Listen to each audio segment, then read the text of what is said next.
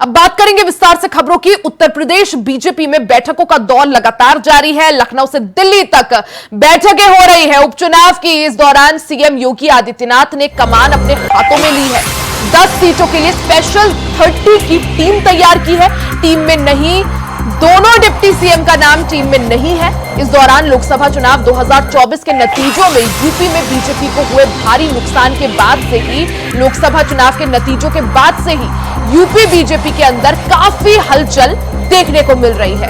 UP में BJP के खराब प्रदर्शन को लेकर लगातार समीक्षा बैठकें हो रही है, मंथन चल रहा है। दिल्ली से लेकर लखनऊ तक बैठकों का दौर जारी है। वहीं अब यूपी में 10 विधानसभा की सीटों पर होने वाले उपचुनाव को लेकर मुख्यमंत्री योगी आदित्यनाथ ने पूरी तरह से कमान अपने हाथों में ले ली है। राजनीतिक बयानों और मुलाकातों के बीच सीएम योगी आदित्यनाथ ने उत्तर प्रदेश में होने वाले उपचुनाव को लेकर अपनी अलग रणनीति बनाई है। उपचुनाव को लेकर सीएम योगी आदित्यनाथ ने बुधवार को बड़ी बैठक की और उपचुनाव जीतने की जिम्मेदारी अपनी स्पेशल 30 यानी स्पेशल 30 टीम को दी है। सीएम योगी आदित्यनाथ ने उपचुनाव के लिए 30 मंत्रियों की अपनी टीम बनाई है। गौर करने वाली बात यह है कि सीएम योगी के स्पेशल टीम में यूपी के दोनों ही डिप्टी सीएम यानी केशव प्रसाद मौर्य और ब्रजेश पाठक दोनों ही शामिल नहीं हैं। सीएम योगी के अपने स्पेशल 30 को यूपी के 10 सीटों पर होने वाले उपचुनाव की जिम्मेदारी सौंपी गई है। तो लोकसभा चुनाव के परिणाम के बाद से ही उत्तर प्रदेश में सियासी हलचल पूरी तरह से तेज है। एक तरफ दिल्ली से लखनऊ तक मंथन पूरी तरह से जारी है। आपको बता दें कि यूपी के स्पेशल 30 की टीम तैयार की है। इसमें फूलपुर में दयाशंकर सिंह और राकेश सचान, इन दोनों ही मंत्रियों को जिम्मेदारी सौंपी गई है। वहीं मझवा की बात करें तो अनिल राजभर, आशीष पटेल, रविंद्र जायसवाल। गाजियाबाद की बात करें तो गाजियाबाद सदर से सुनील शर्मा, ब्रजेश सिंह और कपिल देव अग्रवाल। मीरापुर सीट पर अनिल कुमार, सोमेंद्र तोमर और केपीएस मलिक को जिम्मेदारी सौंपी है। खैर सीट पर लक्ष्मी नारायण चौधरी और संदीप सिंह को जिम्मेदारी सौंपी है। कुंदर की सीट पर धर्मपाल सिंह को जिम्मेदारी सौंपी है। तो इस स्पेशल 30 की टीम मुख्यमंत्री योगी आदित्यनाथ ने तैयार करी है। गौर करने वाली बात यह है कि इस टीम में दोनों ही उप मुख्यमंत्री यानी केशव प्रसाद मौर्य और ब्रजेश पाठक को शामिल नहीं किया गया है। बीते दिन ही हमने देखा था किस तरह से मुख्यमंत्री योगी आदित्यनाथ ने अपने कैबिनेट के साथ बैठक की थी। तमाम कैबिनेट मंत्रियों उस बैठक में शामिल थे। स्पेशल 30 यानी स्पेशल मंत्रियों की एक टीम तैयार की है और उपचुनाव की जिम्मेदारी इन्हीं के कंधों पर डाली गई है।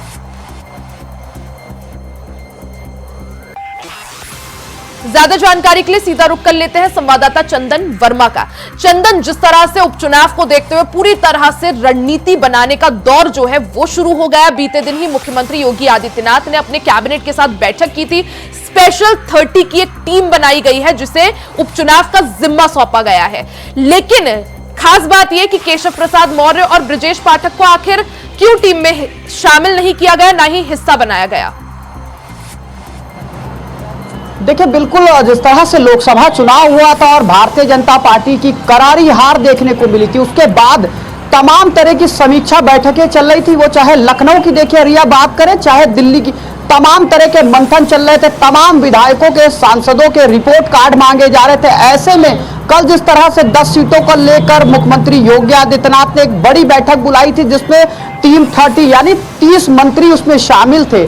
और वहीं अगर देखिए बात करी जाए 2 डिप्टी सीएम की, वो चाहे ब्रजेश पाठक हो चाहे केशव प्रसाद मौर्य हो, वो योगी आदित्यनाथ की टीम में वो दोनों को नहीं इनवाइट किया गया था। 30 मंत्री को बुलाया गया था। साफ तौर पे सख्त आदेश है योगी आदित्यनाथ का कि किसी भी तरह से इन 10 सीटों पे जो उपचुनाव होना है इसको लेकर कोई भी हीला हवाली ना देखने को मिले। इसको लेकर जो मंत्री हैं वो चाहे दयाशंकर मिश्रा हो, चाहे दयाशंकर सिंह की बात करी जाए, चाहे स्वतंत्र देव सिंह की बात करें, चाहे ऐसे तमाम जो 30 मंत्री हैं उनका प्रवास लगाया गया है। इन 10 सीटों पर वो मंत्री जाएंगे और बूथ स्तर पर जाके मीटिंग करेंगे यानी बैठक करेंगे बूथ स्तर पर। उसके साथ ही साथ जो जनता है उससे भी रूबरू होंगे और सरकार की जो नीतियां हैं उनको भी जनता से रूबरू कराएंगे। तो ऐसे में सामने अगर भारतीय जनता पार्टी के सामने समाजवादी पार्टी भी अभी उतर चुकी है और समाजवादी पार्टी की अगर देखिए बात करी है तो लोकसभा चुनाव में जिस तरह से पीडीए का नारा अखिलेश यादव ने दिया था, बिल्कुल वो चंदन, नारा एक कहीं ना तरफ कहीं समाजवादी पार्टी पीडीए के फॉर्मूले के साथ इस उपचुनाव में उतरेगी, वहीं कांग्रेस का साथ, क्योंकि सीट शेयरिंग को लेकर लगभग बात दोनों के बीच तय मानी जा रही है। वहीं समाजवादी पार्टी का बढ़ता हुआ कद और जिस तरह से बीजेपी में अंतरकलह की खबरें, क्या माना जाए, बीजेपी क्या किस तरह से इन उपचुनाव में अपना प्रदर्शन देखती है, क्या रणनीति बनाने की तैयारी, क्योंकि चुनौती जो है भरपूर समाजवादी पार्टी और कांग्रेस यहां पर बीजेपी के सामने पेश करने वाले हैं। बिल्कुल देखिए, चुनौती की अगर बात करी जाए तो जिस तरह से समाजवादी पार्टी और कांग्रेस का गठबंधन देखने को मिल रहा है, ऐसे में योगी आदित्यनाथ ने भी नई रणनीति बना ली है। उसी को लेकर जिस तरह से कल बैठक किया था, बैठक में तमाम दिशा निर्देश जारी किए गए हैं कि जो मंत्री हैं वो प्रवास पर जाएंगे, वो वहीं पर रुकेंगे, जो जनता है उससे मिलेंगे, साथ ही साथ जो बूथ अध्यक्ष हैं, जो बूथ स्तर पे जो बैठकें होनी उसको लेकर, यानी तमाम तरह की जो बैठकें हैं वो अभी से ही जारी हो चुकी है। 10 उपचुनाव की सीटों को लेकर किसी भी तरह की कोई हीला हवाली और किसी भी तरह का कोई भी लापरवाही देखने को ना मिले, इसको लेकर योगी आदित्यनाथ ने अपने मंत्रियों को दिशा निर्देश जारी किया है। वही देखिए, दोनों डिप्टी सीएम उस बैठक में नहीं पहुंचे थे, तो ऐसे में यह माना जा रहा है कि योगी आदित्यनाथ ने नई रणनीति बनाई और जिसमें नई टीम में 30 मंत्रियों को शामिल किया और उन 30 मंत्रियों को प्रवास पर लगाया गया है। वो 30 मंत्री क्षेत्र में रहेंगे, क्षेत्र में भ्रमण करेंगे, जनता से संवाद करेंगे, साथ ही साथ कुछ जनसभाएं हैं उसको भी संबोधित करेंगे। उसके बाद मुख्यमंत्री योगी आदित्यनाथ को उसका रिपोर्ट कार्ड सौंपेंगे। हालांकि जिस तरह से लोकसभा चुनाव में बड़ी करारी हार देखने को मिली भारतीय जनता पार्टी की, तो ऐसे में योगी आदित्यनाथ और साथ ही साथ जो दिल्ली का डेलीगेशन है वो किसी भी तरह की लापरवाही नहीं देखना चाहता, क्योंकि 10 लोकसभा से 10 सीटों पर यह चुनाव होना है और इन चुनाव को लेकर तमाम तरह की समीक्षा बैठकें जो थी वो लगातार जारी है, लगातार मंत्रियों की, विधायकों की, सांसदों की। अच्छा चंदन, जिस तरह से लोकसभा चुनाव में बीजेपी को झटका लगा था, काफी निराशाजनक प्रदर्शन रहा और प्रदर्शन की एक वजह केंद्र नेतृत्व की ओर से जो टिकट बंटवारा था वो माना गया। क्या माना जाए, अब जिस तरह से 10 विधानसभा सीटों पर उपचुनाव है, अगर क्या ये चीज समझ गए हैं मुख्यमंत्री योगी आदित्यनाथ की अगर यहां पर प्रदर्शन अच्छा नहीं रहता है तो उसका सीधा जो ब्लेम है, सीधा जो जिम्मा है वो सीएम योगी के कंधों पर पड़ेगा। यही वजह कि रणनीति बनाने का दौर जो है वो शुरू हो गया और अलग रणनीति लेकर चल रहे हैं, अपनी टीम तैयार की है। बिल्कुल देखिए, जिस तरह से लोकसभा चुनाव में करारी हार रिया देखने को मिली थी, उसके बाद से लगातार योगी आदित्यनाथ समीक्षा बैठकें कर रहे हैं, साथ ही साथ तमाम जिलों के वो दौरे भी कर रहे हैं और जब दौरों पर जाते हैं तो तमाम अधिकारी हैं उनसे अपने विधायक मंत्री उनका फीडबैक लेते हैं, साथ ही साथ जनता से मिलते, जनता से भी फीडबैक लेते हैं। हालांकि तमाम तरह के जो रिपोर्ट कार्ड है वो सौंपे गए थे लोकसभा चुनाव के बाद। उसके बाद योगी आदित्यनाथ ने एक बड़ी रणनीति बनाई है कि उनकी मंत्रिमंडल की जो 30 मंत्रियों की टीम है उनके साथ लगातार योगी आदित्यनाथ की समीक्षा और साथ ही साथ बैठकें जारी है कि किसी भी तरह की कोई हार ना देखने को मिले, क्योंकि इससे पहले लोकसभा चुनाव में जो हार देखने को मिली है ऐसा किसी भी तरह कोई लापरवाही ना देखने को मिले। इसको लेकर योगी आदित्यनाथ ने खुद कमान संभाल ली और योगी आदित्यनाथ खुद 10 सीटों पर जो चुनाव होने उसको लेकर उनके दिशा निर्देश पर जो तमाम मंत्री हैं वो काम करते हुए नजर आ रहे हैं। साथ ही साथ एक चीज आपको और बता दूं कि जो दोनों डिप्टी सीएम है उन डिप्टी सीएमओं को अपनी टीम में योगी आदित्यनाथ ने नहीं शामिल किया है, नए मंत्री हैं उनको शामिल किया और लगातार उनका जो प्रवास है वो कल ही से जारी हो चुका है। तमाम मंत्री अपने क्षेत्र में रवाना भी हो चुके हैं। 10 सीटों की जो राह है वो इतनी आसान हालांकि भारतीय जनता पार्टी के लिए फिलहाल नहीं होती हुई दिख रही है। हालांकि चिंतन मंथन का दौर लगातार जारी है। अब मुख्यमंत्री योगी आदित्यनाथ की स्पेशल 30 की टीम क्या कुछ कमाल कर दिखा पाती है, उस पर सभी की निगाहें। चंदन, बहुत बहुत शुक्रिया जानकारी के लिए। वही खबरों में आगे बढ़ते हैं, बात यूपी की सियासत से जुड़ी बड़ी खबर की यहां पर कर लेते हैं। यहां पर अखिलेश यादव ने ट्वीट करते हुए यूपी बीजेपी में खलबली के बीच अखिलेश का नया दाव सामने आया है।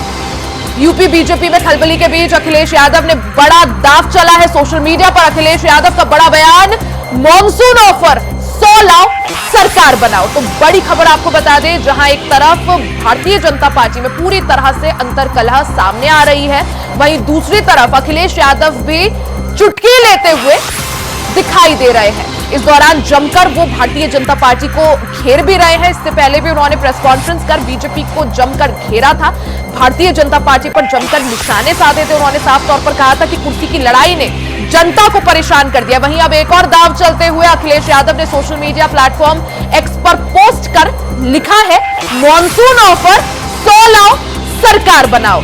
तो एक तरफ जहां अखिलेश यादव जमकर भारतीय जनता पार्टी को घेर रहे हैं। वहीं तंज कसते हुए उन्होंने एक्स पर पोस्ट कर लिखा है, मॉनसून ऑफर 100 लाओ सरकार बनाओ। तो लोकसभा चुनाव के परिणाम के बाद से ही बीजेपी में हलचल पूरी तरह से तेज है।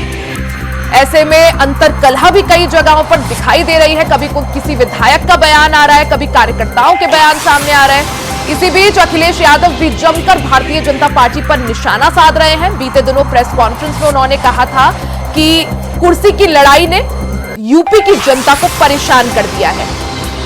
उसके बाद केशव प्रसाद मौर्य का 2 दिवसीय दिल्ली दौरा। बीते दिन जब शाम को केशव प्रसाद मौर्य दिल्ली से वापस लखनऊ लौटे तो अखिलेश यादव ने फिर से ट्वीट कर लिखा था कि लौट कर बुद्धू घर को आए। तो जहां जमकर अखिलेश यादव घेर भी रहे हैं, वहीं दूसरी तरफ फिर से एक्स पर पोस्ट करते हुए बीजेपी पर जमकर निशाना साधते हुए उन्होंने लिखा है, मॉनसून ऑफर 100 लाओ सरकार बनाओ। ज्यादा जानकारी के लिए सीधा रुख कर लेते हैं संवाददाता मोहम्मद आसिफ का। मोहम्मद आसिफ, एक तरह अखिलेश यादव जमकर बीजेपी को घेरते हुए नजर आ रहे हैं, कभी अंतरकला को लेकर, कभी केशव प्रसाद मौर्य को लेकर। अब यहां पर फिर से एक एक्स पर उन्होंने पोस्ट कर दिया जिसमें उन्होंने लिखा है, मॉनसून ऑफर 100 लाओ सरकार बनाओ। किसकी तरफ अखिलेश यादव का निशाना और किसको ऑफर दे रहे हैं अखिलेश यादव? जी बिल्कुल लीडर, बता दूं कि यूपी में लोकसभा चुनाव हार के बाद बीजेपी में मचे घमासान के बीच सपा प्रमुख अखिलेश यादव ने डिप्टी सीएम केशव प्रसाद मौर्य को लेकर लगातार तंज कसते नजर आ रहे हैं। और आज अखिलेश यादव ने बिना नाम लिए इशारों में अपने हैंडल पर पोस्ट कर कहा कि मानसून आखिर है, 100 लाओ सरकार बनाओ। समाजवादी पार्टी प्रमुख अखिलेश यादव ने अपने ऑफिशियल हैंडल पर जो पोस्ट लिखी है कि उसको लेकर इस पोस्ट को केशव प्रसाद से जोड़कर लिखा जा रहा है, क्योंकि अभी हाल ही में कल ही सपा प्रमुख अखिलेश यादव ने एक पोस्ट डाली थी एक हैंडल पर कि लौटकर बुद्धू घर को आए। और इसके पहले जिस तरह से समाजवादी पार्टी प्रमुख लगातार बीजेपी सरकार पर निशाना साधते चले आ रहे हैं, चाहे केशव प्रसाद मौर्य का वह ट्वीट जिसमें सरकार से बड़ा संगठन है, और अब इसके बाद लगातार 2 दिनों से समाजवादी पार्टी प्रमुख अखिलेश यादव पूरी तरह से आक्रामक होते नजर आ रहे हैं। और वह इसके पहले कह भी चुके हैं कि बीजेपी सरकार कमजोर हो गई है। और कहीं न कहीं केशव प्रसाद मौर्य की तरफ इशारा करते हुए सपा प्रमुख अखिलेश यादव ने यह भी कहा कि केशव प्रसाद मौर्य सीएम को हटाकर खुद उनकी कुर्सी पर बैठना चाहते हैं। लेकिन आज जो इस पर पोस्ट डाला गया है, बिल्कुल मोहम्मद आसिफ, पहले अंतरकला को लेकर घेरना, कुर्सी की लड़ाई बताना, उसके बाद लौटकर बुद्धू घर को आए बोलना केशव प्रसाद मौर्य को, और अब एक और ऑफर उन्होंने यहां पर दे दिया। हालांकि इसके बाद यूपी की सियासत पूरी तरह से गर्मा गई है। समाजवादी पार्टी खुलकर यहां पर चुटकी लेती हुई दिखाई दे रही है। हालांकि इसके बाद बीजेपी की क्या कुछ प्रतिक्रिया सामने आती है उस पर सभी की निगाहें। मोहम्मद आसिफ, बहुत बहुत शुक्रिया जानकारी के लिए। वहीं खबरों में आगे बढ़ते, उत्तर प्रदेश में कांवड़ यात्रा को लेकर तैयारियां जोर शोर से चल रही है। इस बीच कांवड़ यात्रा के रूट पर दुकानदारों को अपने नाम और पहचान लिखने वाले फरमान पर सियासत भी शुरू हो गई है। सपा के राष्ट्रीय अध्यक्ष अखिलेश यादव ने गुड्डू, मुन्ना, छोटू या फत्ते जैसे नाम का जिक्र करते हुए एक्स पर लिखा कि ऐसे नामों का क्या। साथ ही उन्होंने प्रशासन की मंशा पर भी सवाल उठाए। साथ ही कोर्ट से इस मामले का संज्ञान लेने की भी अपील की और कहा कि ऐसे आदेश सामाजिक अपराध हैं जो सौहार्द के शांतिपूर्ण वातावरण को बिगाड़ने का काम करते हैं। आपको बता दें, उत्तर प्रदेश में कांवड़ यात्रा को लेकर तैयारियां जोरों पर चल रही है।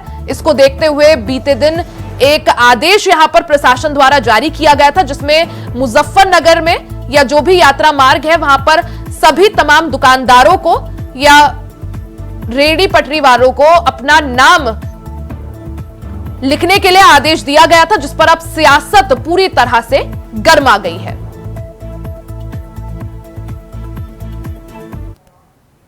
वही खबर रायबरेली की, जहां डिप्टी सीएम ब्रजेश पाठक ने छापा मारा। सीएचसी बछरावा में छापा डिप्टी सीएम ब्रजेश पाठक ने मारा। शिकायतों के बाद ब्रजेश पाठक ने सामुदायिक स्वास्थ्य केंद्र में छापा मारा। डॉक्टरों और स्टाफ की हाजिरी रजिस्टर उन्होंने चेक किया। 11 डॉक्टर, स्टाफ गैर हाजिर और डिप्टी सीएम ने फटकार भी लगाई। तो रायबरेली के बचरावा में पहुंचे डिप्टी सीएम ब्रजेश पाठक। तस्वीरें आप देख सकते हैं, रायबरेली के बचरावा सीएचसी में डिप्टी सीएम ब्रजेश पाठक पहुंचे। इस दौरान उन्होंने डॉक्टरों और स्टाफ की हाजिरी रजिस्टर को चेक किया। आपको बता दें कि सीएचसी यानी सामुदायिक स्वास्थ्य केंद्र के खिलाफ कई शिकायतें डिप्टी सीएम ब्रजेश पाठक को मिली थी, जिसके बाद वो निरीक्षण करने सामुदायिक स्वास्थ्य केंद्र पहुंचे, जहां 11 डॉक्टर और स्टाफ गैर हाजिर मिले, जिसके बाद डिप्टी सीएम ब्रजेश पाठक ने जमकर फटकार भी वहां लगाई। तो रायबरेली के बचरावा सामुदायिक स्वास्थ्य केंद्र में पहुंचे डिप्टी सीएम ब्रजेश पाठक। उन्हें कई शिकायतें प्राप्त हुई थी, स्वास्थ्य विभाग की तरफ से कई शिकायतें यहां पर उन्हें प्राप्त हुई थी, जिसके बाद वो रायबरेली के बचरावा सीएचसी पहुंचे। ज्यादा जानकारी के लिए सीधा रुख कर लेते हैं संवाददाता राजू तिवारी का। राजू, जिस तरह से डिप्टी सीएम ब्रजेश पाठक को कई शिकायतें बचरावा सीएचसी के खिलाफ प्राप्त हुई थी, उसके बाद वो वहां पहुंचे, निरीक्षण उन्होंने क्या कुछ निरीक्षण में निकलकर सामने आया? जिस तरह से मामला प्रकाश में आया है कि डिप्टी सीएम ब्रजेश पाठक का दौरा इतना करीबी था कि यहाँ के जिलाधिकारी हो या सीएमओ हो, किसी को जानकारी नहीं होने पाई और उन्होंने गुप्त रूप से समीक्षा किया है। और आपको ये भी बता दें कि जब वो सीएचसी पहुंचे तो वहां पर पहुंचने के बाद उन्होंने डॉक्टरों की हाजिरी लगाना शुरू कर दी, लेकिन इस दौरान देखा गया कि 11 डॉक्टर सीएचसी के अनुपस्थित मिले। तो उसके बाद उन्होंने सीएचसी अधीक्षक को कड़ी फटकार लगाते हुए निर्देश दिए हैं और उन्होंने मुआयना किया। तो मुआयना के दौरान सीएचसी में जो है गंदगी का अंबार भी देखने को मिला। वहीं आपको बता दें कि उनके द्वारा सख्त हिदायत देते हुए सीएचसी अधीक्षक कहा गया है कि अगली बार ऐसी गलती दोहराने पर उनके खिलाफ कड़े कदम उठाए जाएंगे। लेकिन आपको बता दें कि जिस तरह से डिप्टी सीएम ब्रजेश पाठक के द्वारा रायबरेली की दिशा और दशा संवारने की बात कही जा रही है और पूरी तरह से स्वास्थ्य महकमे को लाइट पटरी पर लाने की बात कही जा रही है, लेकिन इसके बावजूद भी देखा गया है कि रायबरेली के जितने भी स्वास्थ्य विभाग के आला अधिकारी हैं वो आज भी उनको ना तो डर है और ना ही भय है। तो इस तरह की पहले भी मामले आते कि उनके द्वारा पहले भी, क्योंकि शिकायतें प्राप्त हुई थी, उसके बाद डिप्टी सीएम ब्रजेश पाठक वहां पहुंचे, जायजा लिया। किस तरह की शिकायतें उन्हें मिली थी? देखिए, जैसे मरीज जाते थे तो डॉक्टर वहां पर ना उपलब्ध रहते थे और दवाएं बाहर से लिखते थे। तो ऐसे में जो कई बार खबर चलाई गई, खबर चलाने के दौरान ही उन्होंने संज्ञान में लेकर जो है गुप्त निरीक्षण किया। तो ऐसे में साफ तौर से कहा जा सकता है कि डिप्टी सीएम ब्रजेश पाठक के द्वारा ये कहीं न कहीं एक अहम दौरा था, क्योंकि रायबरेली के स्वास्थ्य महकमे को पहले भी उनके द्वारा पटरी पर लाने के लिए कई बार कदम उठाए गए, तो उनके द्वारा मुआयना भी किया गया। जिस तरह से जो डॉक्टर अनुपस्थित पाए गए, जो मेडिकल स्टाफ अनुपस्थित पाया गया, उनके खिलाफ किस तरह का एक्शन यहाँ पर? देखिए, अब ये तो देखने वाली बात होगी, क्योंकि तत्काल जो है वो मुआयना करने के बाद जो है वहां से निकल गए और इसके बाद वहां से जाने के बाद उन्हीं ये क्लियर होगा कि उनके द्वारा क्या कार्यवाही की गई। लेकिन साफ तौर से देखा गया है कि जो ये मुआयना के दौरान उन्होंने कड़ी फटकार सीएचसी अधीक्षक को लगाई है और अब देखने वाली बात होगी कि इस पर क्या उनके द्वारा कदम उठाए जाएंगे। यानी अब आगे क्या कार्रवाई की जाती है वो वक्त बताएगा। राजू, बहुत बहुत शुक्रिया जानकारी के लिए। वहीं मथुरा के गोवर्धन में मुंडिया पूर्णिमा मेले की धूम देखने को मिल रही है। यह मेला 22 जुलाई तक चलेगा, जिसमें भारी संख्या में श्रद्धालुओं का पहुंचना शुरू हो गया है। श्रद्धालुओं ने गुरु पूर्णिमा के मौके पर भगवान गोवर्धननाथ का दूध से अभिषेक कर गोवर्धन पर्वत की 7 कोसी यानी 21 किलोमीटर की परिक्रमा की। ये परिक्रमा करीब 7 घंटे में पूरी होती है। पर्यटन विभाग के अनुसार अगले कुछ दिनों में यहां 1 करोड़ से ज्यादा श्रद्धालु पहुंचने की उम्मीद है। वहीं इस दौरान जिला प्रशासन ने रूट डायवर्जन भी किया है। गोवर्धन चौराहा से सभी प्रकार के भारी वाहन गोवर्धन की ओर प्रतिबंधित किए गए हैं। हम सभी अवगत हैं कि 15 जुलाई से राजकीय मुंडिया पूर्णिमा मेला चल रहा है और प्रत्येक दिन श्रद्धालु जो है देश के कोने कोने से यहाँ आ रहे हैं और परिक्रमा और साथ साथ परिक्रमा मार्ग में पड़ने वाले जितने देव स्थान है वहाँ पे दर्शन पूजन कर रहे हैं। और आज एकादशी की भी तिथि है, आज संख्या और बढ़ी है पूर्व की अपेक्षा में और ये अब लगातार बढ़ते हुए रहेगी और 20 और 21 की इंटरविनिंग नाइट को मैक्सिमम हमारी भीड़ रहेगी और तब तक ये संख्या 1 करोड़ से ऊपर टोटल पहुंच जाएगी जो लोग श्रद्धालु यहाँ पे दर्शन करेंगे। जहाँ तक व्यवस्थाओं का प्रश्न है, अगर सुरक्षा व्यवस्था की बात किया जाए और भीड़ प्रबंधन का, तो पूरे मेला क्षेत्र को 9 सुपर जोन, 21 जोन और 62 सेक्टर्स में डिवाइड करके हमारी 35 अस्थायी चौकियां, हमारे वॉच टावर्स और यातायात सुचारू रूप से रहे, इसके लिए सभी जो गोवर्धन मेला क्षेत्र में आने वाले जितने रोड हैं उन सभी पे पार्किंग की व्यवस्था, बैरियर की व्यवस्था और परिक्रमा मार्ग पे अंदर साइड के जो रोड्स है उससे गाड़ी ना जाए उनके लिए बैरिकेडिंग की व्यवस्था की जा चुकी है। वहीं हाथरस हादसे के करीब 3 हफ्तों के बाद सूरजपाल उर्फ भोले बाबा का एक और वीडियो सामने आया है, जिसमें वो हादसे को लेकर असंवेदनशील टिप्पणी करते हुए दिखाई दे रहे हैं। वीडियो में वो कह रहे हैं कि घटना के बाद मैं बेहद दुखी हूं, लेकिन जो होना तय है उसे कौन रोक सकता है। जो आया है उसने एक ना एक दिन जाना ही है। बता दें कि बीते 2 जुलाई को हुए हादसे में 121 लोगों की मौत हुई थी, जिसके बाद से ही भोले बाबा अंडरग्राउंड है। मामले में अब तक 11 लोग जेल जा चुके हैं। हालांकि मामले में सरकार की तरफ से भोले बाबा को क्लीन चिट मिली हुई है। नारायण साकार हर की संपूर्ण ब्रह्मांड में सदा सदा के लिए जय जयकार हो। हम 2 जुलाई की घटना के बाद से बहुत ही अवसाद से ग्रसित हैं, लेकिन होनी को कौन टाल सकता है। जो आया है उसे एक दिन तो जाना ही है, भले कोई आगे पीछे हो। नारायण शाह बुलेटिन में फिलहाल के लिए सिर्फ इतना ही। खबरों का सिलसिला जारी रहेगा, बने रहे हमारे साथ।